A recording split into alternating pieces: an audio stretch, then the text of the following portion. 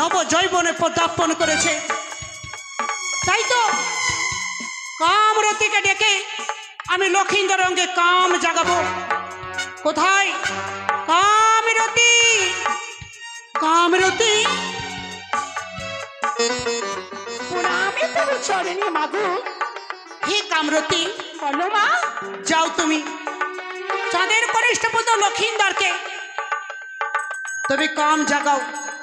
তার দেহতে তুমি কামবান নিক্ষেপ করো, যেন চাঁদের সদাগর বুঝতে পারে যে লক্ষিন্দর বড় হয়ে পড়েছে। যাও এতে সত্তরে গিয়ে তুমি লক্ষিন্দর অঙ্গে কামবান নিক্ষেপ করো।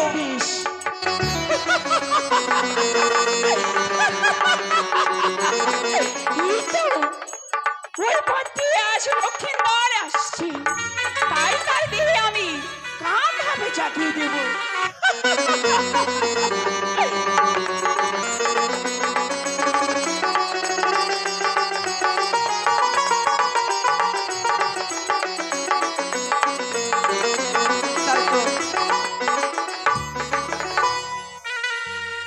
অনেক বিলম্ব হয়ে যায়, ছুটে যাব আমার রাজগৃহে।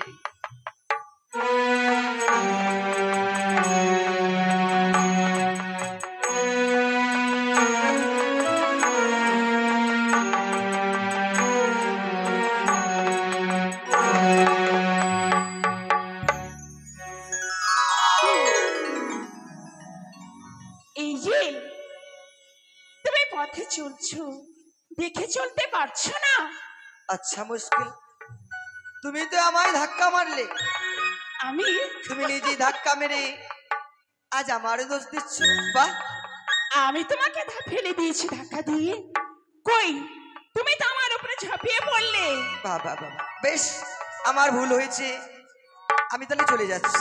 না, সে যদি চলে যায় তবে তো আমার কাজে সফল হবে না।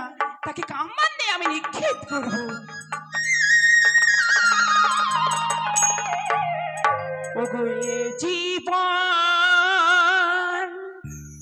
তোমাকে দিলাম, ওগো বন্ধু দেখি তুমি শুধু ভালোবাসা দিও।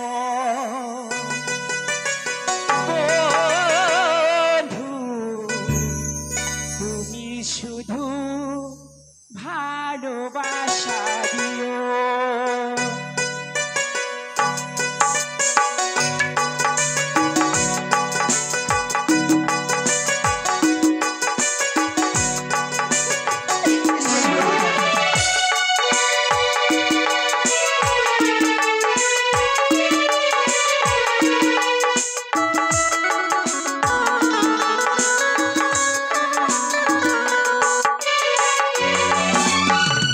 সুখের চেয়ে সুখ তুমি যে আমার প্রিয় থেকে প্রিয়, বেশি প্রিয়।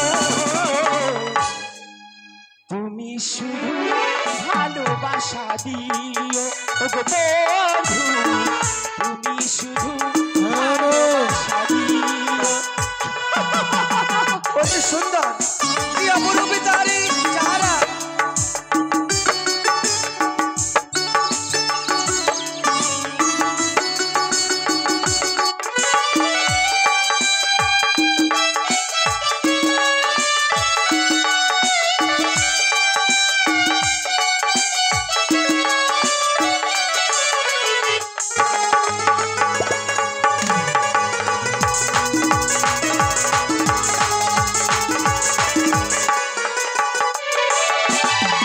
দাঁড়াও সুন্দরী,